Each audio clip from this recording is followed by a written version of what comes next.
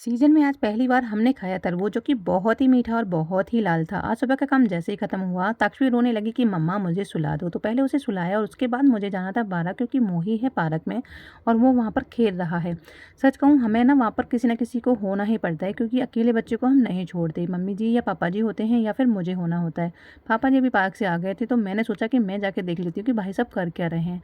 तो यहाँ पर ये लगे थे बॉल ढूंढने में। बॉल तो नहीं मिली लेकिन ये चढ़ गए आसमान में। भाई इतने ऊपर चढ़ने की क्या ज़रूरत है? अब इनसे ये पूछो इतने ऊपर ये चढ़ गए हैं, इनका क्या ही होगा? अगर ये गिर जाएँगे तो इनके लगेगी या नहीं लगेगी?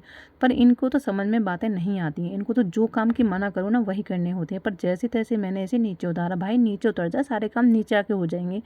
फिर इसे नीचे तो उतार दिया था, उसके बाद में शिफ्टिंग कर दी। जिन बच्चों के पास बॉल थी और मोही के पास बैट था तो दोनों की शिफ्टिंग कर दी कि भाई अपना-अपना सामान यूज़ करो और आराम से बैट बॉल खेलो। उसके बाद में मैं आ गई घर की तरफ। भाई सच कहूँ इनके पेपर क्या ख़त्म हुए, छुट्टियाँ क्या चल रही हैं, ये तो अपनी मनमानी करते हैं भरपूर। आराम से सो के उठते हैं और सो के उठने के बाद में जैसे ही आँख खुलती है इन्हें सिर्फ पार्क नज़र आता है।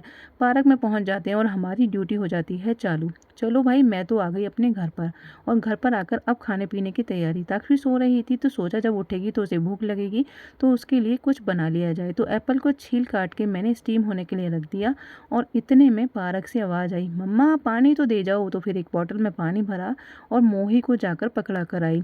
सामने पार्क है तो ये दिक्कत हमेशा बनी ही रहती है, कभी कुछ मांगते रहते हैं। उसके बाद अपने और मम्मी जी के लिए गर्मा-गर्म चाय बनाई। इतने में एप्पल प्योरी भी स्टीम होकर तैयार हो गई थी और उसको भी मैंने छलनी में छानकर अच्छे से प्योरी में बदल लिया।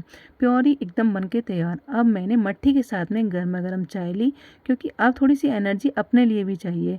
तो जल्दी से बैठ के मैंने मट्ठी के साथ में गर्मा-गर्म चाय का आनंद लिया और उसके बाद में मेरा सर भी हल्का हो गया था। फिर मोही पार्क से आया, आज बिना नहाए गया था और नहाने को भाई साहब को 2 बज गए थे। लेकिन कोई बात नहीं, मैंने 2 बजे ही नहलाया। उसके बाद मैं सोचा कि इसे भी अब भूख लगी होगी तो क्यों ना इसे कुछ खाने को दिया जाए।